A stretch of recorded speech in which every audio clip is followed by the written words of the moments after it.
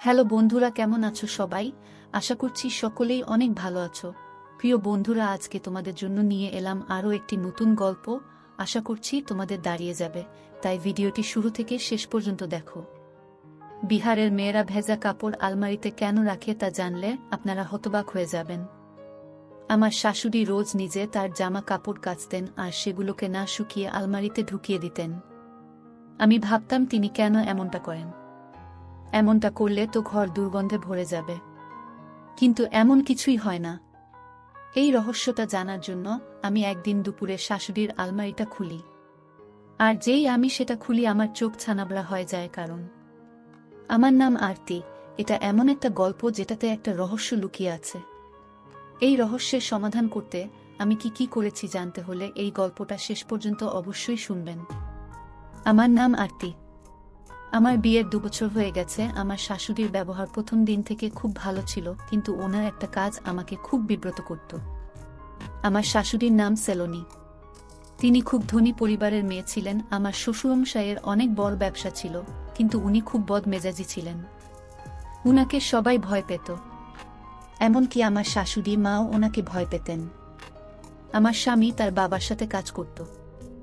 সে তার বাবা মায়ের একমাত্র ছেলে ছিল, তাই তারা তাকে খুব ভালোবাসত। আমার শাশুড়ি মা মানুষটা খারাপ ছিলেন না, কিন্তু উনি অনেক সন্দেহজনক কাজ করতেন। উনার কাছে একটা আলমারির চাবি সব সময় থাকত। তিনি সেই চাবিটাকে কখনো কাজ ছাড়া করতেন না, সবসময় আঁচলে বেঁধে রাখতেন। তিনি রোজ আমাকে দিয়ে তার কাপড় কাচাতেন, আর সেই কাপড়গুলো না শুকিয়ে আলমারিতে তুলে রাখতেন। এটা আমার খুব অদ্ভুত লাগতো। একদিন আমি আমার স্বামীকে এই ব্যাপারে বলতে যাই, কিন্তু সে খুব রেগে যায় আর বলে, তোমার লজ্জা করে না? তুমি আমার মায়ের ব্যাপারে নালিশ করতে এসেছো। আমার মা যা বলবে তোমাকে তাই করতে হবে। এটা শুনে আমার একটু খারাপ লাগে। আমার স্বামী তো আমার কোনো কথা বিশ্বাসই করতে চায় না। আমাকে রোজ আমার শাশুড়ি মায়ের কাপড় কাচতে হতো, এটা আমার পছন্দ ছিল না। তাই আমি একদিন মাকে বলি, মা, আমি কাপড় কেচে খুব ক্লান্ত হয়ে যাই, আমি বরং রান্নাঘরের কাজটা করি, আপনি কাপড়টা কেচে নেবেন। কিন্তু মা এতে রাজি হন না। মা বলেন আমাকেই কাপড় কাচতে হবে। আমি বুঝতে পারি না উনি এমনটা কেন করেন। একদিন আমি ওনার ঘরে খাবার দিতে যাচ্ছিলাম। উনার ঘরের কাছে গিয়ে আমি হাসির শব্দ শুনতে পাই। আমি জানালা দিয়ে উঁকি মেরে দেখি আমার শাশুড়ি মা আলমারিটা বন্ধ করছে। আমি ভাবি যে ওই আলমারিতে কি এমন আছে যে মা সবসময় সেটাকে লুকিয়ে রাখে, আর তার চাবিটা সবসময় আঁচলে বেঁধে রাখেন। আজ থেকে 3 দিন আগে আমি আর একটা ঘটনা লক্ষ্য করি। রাতের বেলা আমি রান্নাঘরে জল খেতে গিয়েছিলাম। গিয়ে দেখে আমার শাশুড়ি মা রান্নাঘরে উপস্থিত। এত রাতে উনি রান্নাঘরে কি করছেন? আমি দেখি উনি খাবার বাড়ছেন। আমি জিজ্ঞেস করি, উনি এত রাতে কার জন্য খাবার বাড়ছেন? উনি বলেন, আসলে রাতে আমার খুব খিদে পায়, তাই এই খাবারটা আমি ঘরে নিয়ে যাচ্ছি। আমি ভাবি, উনি তো আমাদের সাথে রাতে খাবার খেয়েছেন, তাহলে এত তাড়াতাড়ি ওনার খিদে কি করে পাবে? পরের দিন সকালে আমি আবার বাড়ির সব কাজকর্ম করতে শুরু করি। শাশুড়ি মায়ের কাপড় কেচে দিই। সেদিন আমি সাহস করে ওনাকে জিজ্ঞেস করি, মা, আপনি ভিজে কাপড় কেন আলমারিতে তুলে রাখেন? আপনার আলমারিতে গন্ধ হয়ে যায় না? উনি বলেন, আসলে আমার চুলকানির সমস্যা আছে, তাই শুকনো কাপড় পরলে আমার চুলকানি বাড়ে। তাই আমি ভিজে কাপড় পরে শুই, এতে আমার আরাম হয়। আমার এই সমস্যাটা বিয়ের আগে থেকেই আছে।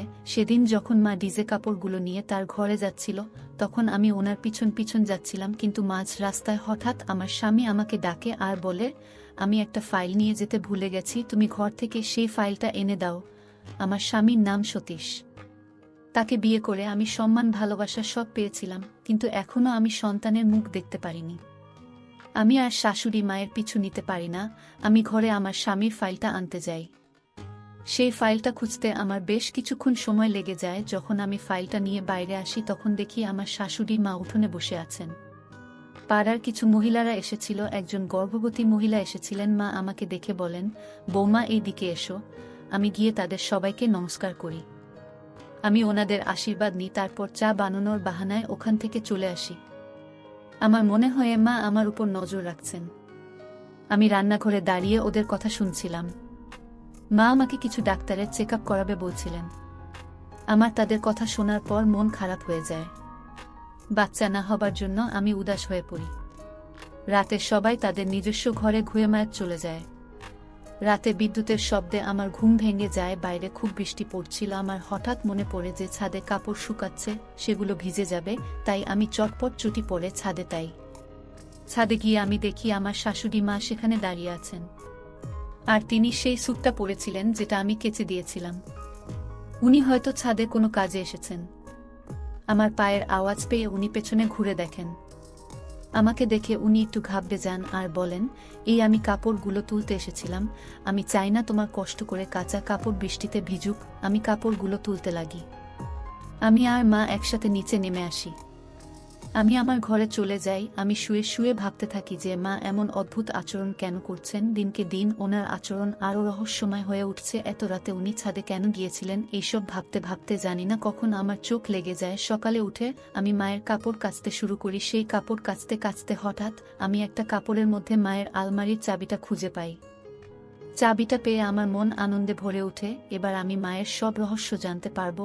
আমি চাবিটা নিয়ে মায়ের ঘরের দিকে যাই। সেখানে গিয়ে দেখি মা আলমারি খুলে কিছু একটা করছে। আমাকে দেখে উনি আলমারিটা চট করে বন্ধ করে দেন। ওনার চোখ মুখে ভয় ফুটে উঠছিল। মনে হচ্ছিল উনি কোনো চুরি করছিলেন আর ধরা পড়ে গেছেন। মা বলেন, কি ব্যাপার বৌমা, তুমি এখন এখানে?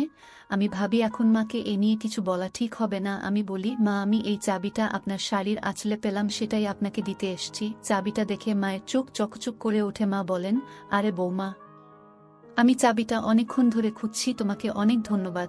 মায়ের কথায় আমি মুচকি হেসে ঘর থেকে বেরিয়ে আসি। আমি ভাবতে থাকি যে কিভাবে মায়ের রহস্যটা জানা যায়। আমি তো মায়ের ঘরে ঢুকতে পারি না, কারণ মা ঘর থেকে বেরান না, সব সময় ঘর আগলে বসে থাকেন। আমি ভাবি আমাকে সতীশের সাহায্য নিতে হবে।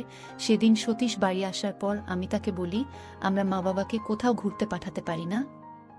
ওরা সারাদিন বাড়িতে থাকে, ওদেরও তো ইচ্ছে করে কোথাও ঘুরতে যেতে। আমরা বরং ওদেরকে ভালো কোথাও ঘুরতে যাওয়ার ব্যবস্থা করে দিই। সতীশ বলে, সে তো ঠিক আছে, কিন্তু বাবা কি রাজি হবে? তুমি তো জানো বাবার মেজাজ কি রকম। বাবা বেড়াতে যাওয়া খুব একটা পছন্দ করেন না। বাবা তো সারাদিন কাজ নিয়ে ব্যস্ত থাকেন। তাও তুমি যখন বলছো আমি কথা বলবো।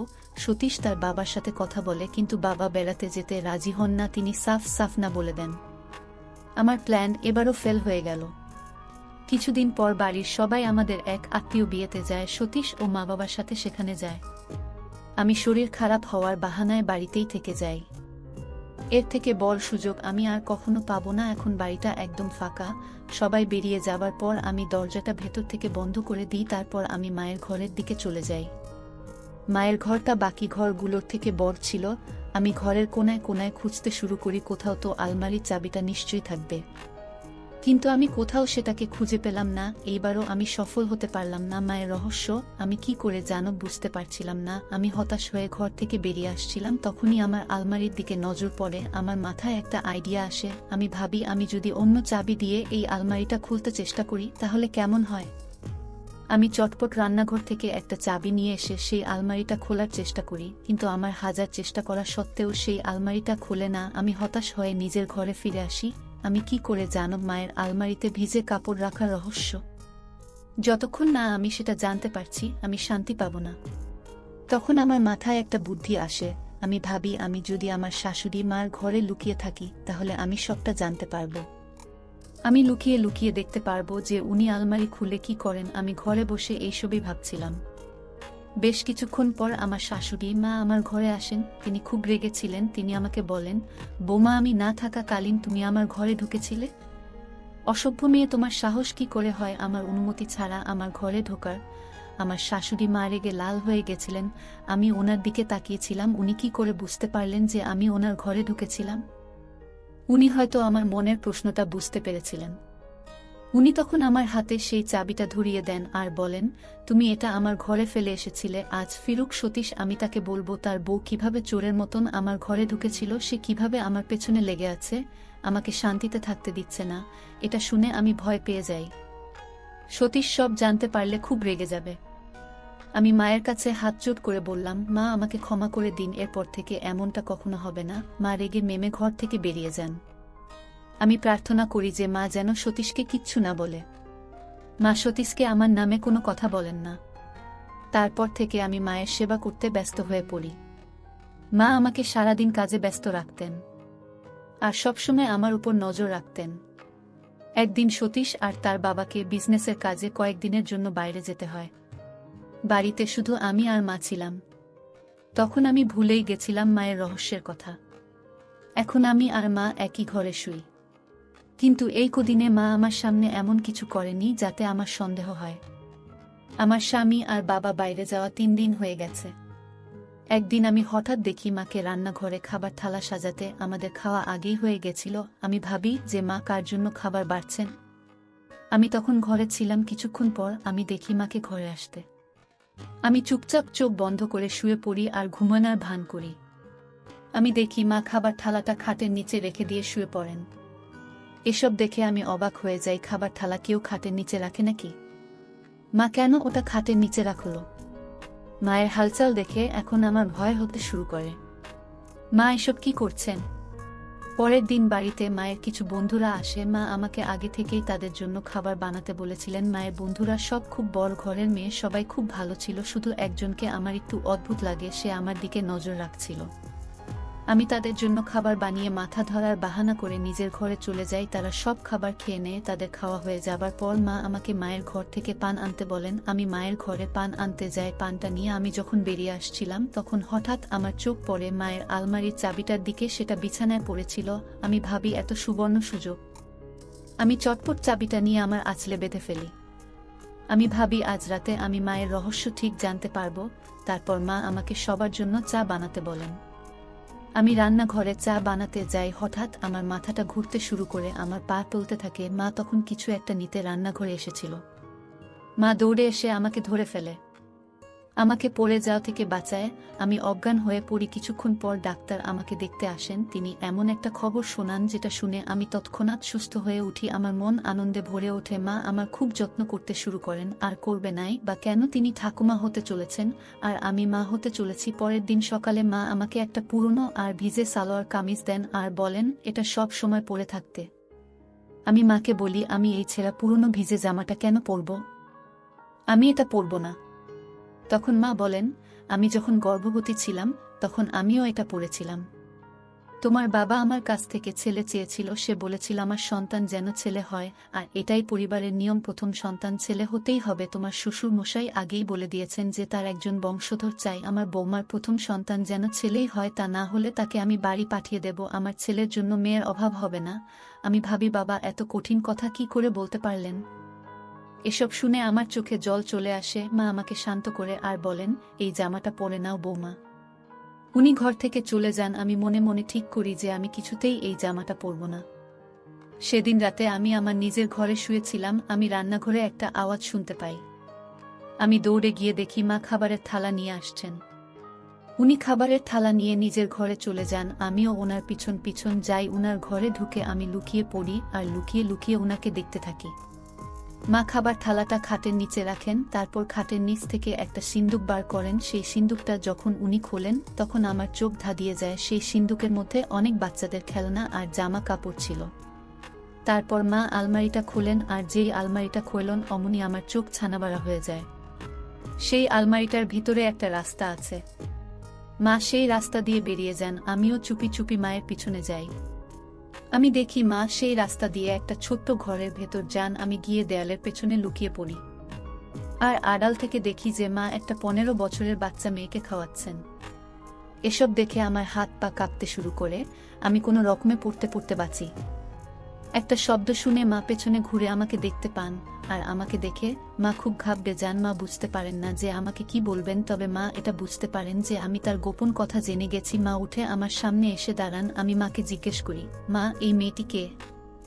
আর আপনি একে এখানে এভাবে লুকিয়ে কেন রেখেছেন? মা চুপ করে দাঁড়িয়ে থাকেন। আমি বলি, আমার প্রশ্নের উত্তর দিন মা। আমাকে সব খুলে বলুন, না হলে আমি সব কথা বাবাকে ফোন করে বলে দেব আর ওনাকে এক্ষুনি এখানে ডেকে পাঠাবো। আমার কথা শুনে মা ভয় পেয়ে যান। বাবার নাম শুনে উনি কাঁদতে শুরু করেন আর বলেন, আমার যখন বিয়ে হয়েছিল তখন আমি খুব গরিব ছিলাম। তুমি তো জানো তোমার শ্বশুর মশাই এর মেজাজ কি রকম। উনি আমার ওপর অনেক অত্যাচার করেছেন। বিয়ের 2 মাস পর থেকেই আমার শ্বশুর বাড়ির লোকেরা বাচ্চা হওয়া নিয়ে আমাকে কথা শোনাতে শুরু করে। তাদের একজন ছেলে চাই যে এই বংশকে এগিয়ে নিয়ে যেতে পারবে। মেয়েদেরকে তারা কেউ পছন্দ করত না। আমার বাচ্চা হচ্ছিল না, তাই তোমার বাবা রোজ আমাকে বাজা মহিলা বলতেন আর আমাকে কথা শোনাতেন। আমি ডাক্তার দেখিয়েছিলাম কিন্তু তাতেও কোনো লাভ হয়নি। তখন আমার শাশুড়ি মা আমাকে একজন পণ্ডিতজির কাছে নিয়ে যান। সেই পণ্ডিতজি বলেছিলেন 5 দিন টানা ওনার আশ্রমে যেতে আর গরিবদেরকে দান ধ্যান করতে, তাহলে ভগবানের কৃপায় আমার বাচ্চা হবে। আমি 5 দিন ধরে রোজ ওনার আশ্রমে যেতাম। একদিন আশ্রম থেকে ফেরার সময় আমি একটা বাচ্চার কান্নার আওয়াজ পাই। আমি দেখি একটা গাছের তলায় একটা দুধের শিশু শুয়ে শুয়ে কাঁদছে। সেই শিশুটা সাদা কাপড়ে মোড়া ছিল। আমি গিয়ে সেই শিশুটাকে আমার কোলে তুলে নিই। আমার খুব রাগ হয় তাদের উপর যারা এই দুধের শিশুটাকে এইভাবে ফেলে রেখে দিয়ে গেছে। আমি সেই বাচ্চাটাকে বাড়িতে নিয়ে আসি, কিন্তু আমি তাকে সবার থেকে লুকিয়ে রাখি, কারণ তোমার বাবা তো মেয়েদের একদম পছন্দ করতেন না। তোমার বাবা বলতেন যে মেয়েরা একটা বোঝা হয়। আমার একটা ছেলে চাই যে আমার মতনই শক্ত আর মজবুত হবে। আমি এই বাচ্চাটাকে সবার থেকে লুকিয়ে রাখি। এই বাচ্চাটা সবার থেকে আলাদা ও আমার বাড়িতে আসার পর থেকেই আমার বাড়িতে সৌভাগ্য ফিরে আসে। আমার বাড়িতে অনেক টাকা পয়সাও আসে। তোমার শ্বশুর মশাইয়ের ব্যবসার উন্নতি হয়। আমি শুনেছিলাম যে এরকম বাচ্চারা খুব শুভ হয়, তাদের কাছে কিছু প্রার্থনা করলে সেটা পাওয়া যায়। তাই আমি এই বাচ্চাটার কাছে একটা সন্তান এর প্রার্থনা করি, আর তারপরে সতীশ আমার কোলে আসে। এই মেয়েটা সতীশের থেকে বড়, কিন্তু ও মানসিকভাবে সুস্থ নয়, তাই ওকে বাচ্চাদের মতন দেখতে লাগে। সতীশ যখন জন্মেছিল তখন ওর বয়স ছিল 6 বছর। বাকি বাচ্চাদের থেকে ওর বুদ্ধি কম। ও কথা বলতে পারে না, শুধু শুনতে পারে। আমি ওকে নিজের সন্তানের মতনই ভালোবাসি। আমি ওকে নিজের হাতে বড় করে তুলেছি। মায়ের কথা শুনে আমার বাবার চিন্তাভাবনার উপর খুব আফসোস হয়। আমরা মেয়েরা কি এতটাই ফেল না? আমি মায়ের কাছে ক্ষমা চাই। আমি মাকে ভুল ভেবেছিলাম। সেই সময় একটা ফোন আসে আর খবর আসে যে সতীশের একটা অ্যাক্সিডেন্ট হয়েছে। সেই অ্যাক্সিডেন্টে ওর 2 পা অকেজো হয়ে গেছে। ও আর কোনোদিন হাঁটতে পারবে না। এটা শুনে আমার মাথায় আকাশ ভেঙে পড়ে। মা তো অজ্ঞান হয়ে পড়েন। আমার শ্বশুর মশাই ও পুরোপুরি ভেঙে পড়েছিলেন। ওনার সব অহংকার ভেঙে চুরমার হয়ে গেছিল। আমি ভাবি যে মানুষ যখন মারা যায় তখন কোথায় যায় তাদের অহংকার। এখন আমার শ্বশুরমশাইয়ের ছেলেও একজন মেয়ের মতন আমাদের উপর বোঝা হয়ে উঠেছিল। সে আর কোনো কাজ করতে পারত না। মেয়েদেরকে ছোট করার বোধ হয় এটাই শাস্তি। এটাই হয়তো ভগবানের বিচার। আমি সেই মেয়েটাকে আলমারির বাইরে নিয়ে আসি আর তাকে আমার সাথে রাখতে শুরু করি। সে এখন আমার সাথেই থাকে। তাকে আমি খুব ভালোবেসে ফেলেছি। ছেলের খবর শুনে মা খুব অসুস্থ হয়ে পড়েছেন। তিনি এখন সারাক্ষণ বিছানায় পড়ে থাকেন। আপনাদের সবাইকে অনুরোধ করব যে মেয়েদেরকে অচ্ছেদ্য করবেন না। সব সময় মনে রাখবেন যে একজন নারী আপনাকে জন্ম দিয়েছে। মেয়েরাই আপনাকে জন্ম দেয়, স্ত্রী হিসেবে আপনার পাশে থাকে, আর মেয়ে হিসেবে আপনার সেবা করে। আজকালকার মেয়েরা ছেলেদের থেকে কোনো অংশে কম নয়। যারা মেয়েদেরকে জন্মের আগেই মেরে ফেলার কথা ভাবে তাদেরকে বলবো যে মেয়েরা হল রত্ন। তারা হচ্ছে ঘরের লক্ষ্মী। তাদের সাথে অন্যায় করলে সৃষ্টিকর্তাও আপনাকে শাস্তি দিবে। ধন্যবাদ সবাইকে।